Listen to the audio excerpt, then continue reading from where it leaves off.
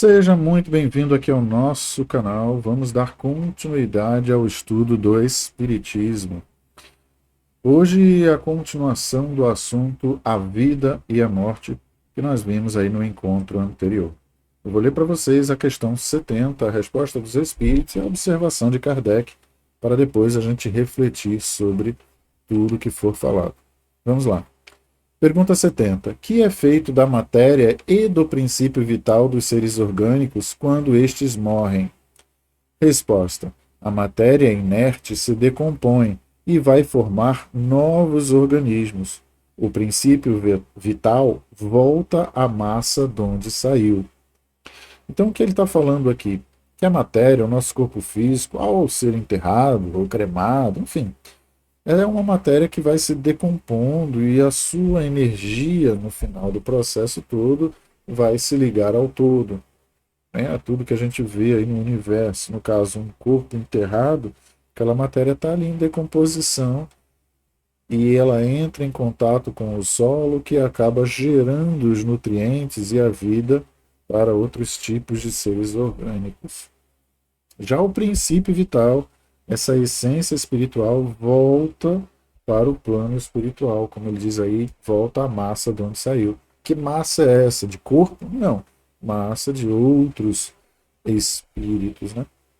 Vamos agora aqui à explicação de Kardec. Morto o ser orgânico, os elementos que o compõem sofrem novas combinações, de que resultam novos seres, os quais aurem na fonte universal o princípio da vida e da atividade.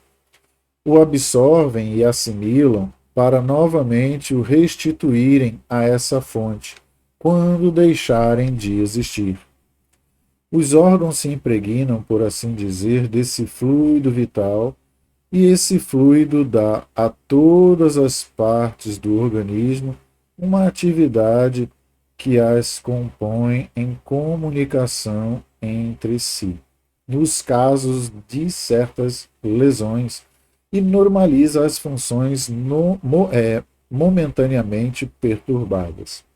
Mas quando os elementos essenciais ao funcionamento dos órgãos estão destruídos ou muito profundamente alterados, o fluido vital se torna impotente para lhes transmitir o movimento da vida e o ser morre. Mais ou menos necessariamente, os órgãos reagem uns sobre os outros, resultando em essa ação recíproca da harmonia do conjunto por eles formado. Destruída que seja, por uma causa qualquer, essa harmonia, o funcionamento dos órgãos cessa, como o movimento da máquina cujas peças principais se desarranjem. É o que se verifica, por exemplo, com um relógio gasto pelo uso ou que sofreu um choque por acidente, no qual a força motriz fica impotente para pô-lo de novo a andar. No aparelho elétrico, temos imagem mais exata da vida e da morte. Esse aparelho, como todos os corpos da natureza, contém eletricidade em estado latente. Os fenômenos elétricos, porém, não se produzem senão quando o fluido é posto em atividade por uma causa especial. Poder-se então dizer que o aparelho está vivo. Vindo a cessar a causa da atividade, cessa o fenômeno. O aparelho volta ao estado de inércia.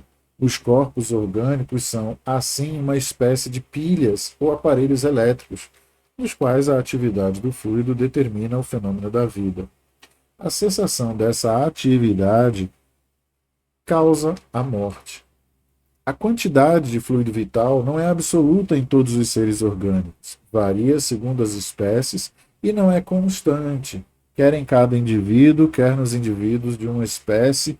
Alguns há que se achem, por assim dizer, saturados desse fluido, enquanto outros possuem quantidade apenas suficiente. Daí, para alguns, vida mais ativa, mais tenaz e, de certo modo, superabundante. A quantidade de fluido vital se esgota, pode se tornar insuficiente para a conservação da vida, se não for renovada pela absorção e assimilação das substâncias que o contêm. O fluido vital se transmite de um indivíduo a outro. Aquele que o tiver em maior porção pode dá-lo a um que o tenha de menos e, em certos casos, prolongar a vida prestes a extinguir-se. Então aqui Allan Kardec faz umas considerações bem interessantes, né?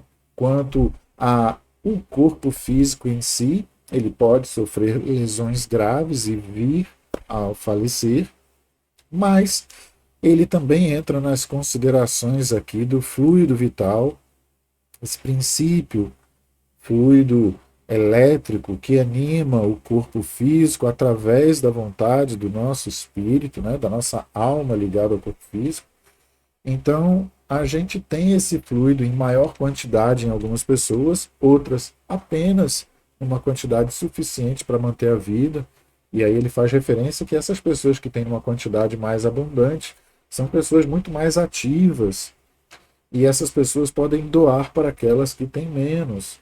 Então, é interessante a gente perceber que isso às vezes acontece no nosso dia a dia. Às vezes a gente se aproxima de alguém e se sente super cansado. Possivelmente doamos o nosso fluido para essa pessoa. E aí vamos estudando na doutrina que ao dormir o nosso corpo físico repousa e o nosso espírito, como os demais corpos espirituais, vão reabastecer esses fluidos, fazendo com que no dia seguinte a gente esteja melhor, mais disposto. Outra forma também é através da respiração, essa respiração nasal, quando respiramos pelo nariz, então a gente tem uma melhor captação desse fluido, dessa energia presente na natureza, e assim temos uma vitalidade maior através de uma melhor respiração. Respirar é fundamental para a vida no corpo físico, como para o próprio espírito em si. Se você gostou do nosso estudo de hoje, clique aí em gostei, deixe os seus comentários, participe do estudo, colabore compartilhando os nossos vídeos com outros amigos para que eles também possam vir a conhecer o nosso canal, aprender um pouco mais sobre o Espiritismo. Um forte abraço e até o próximo encontro.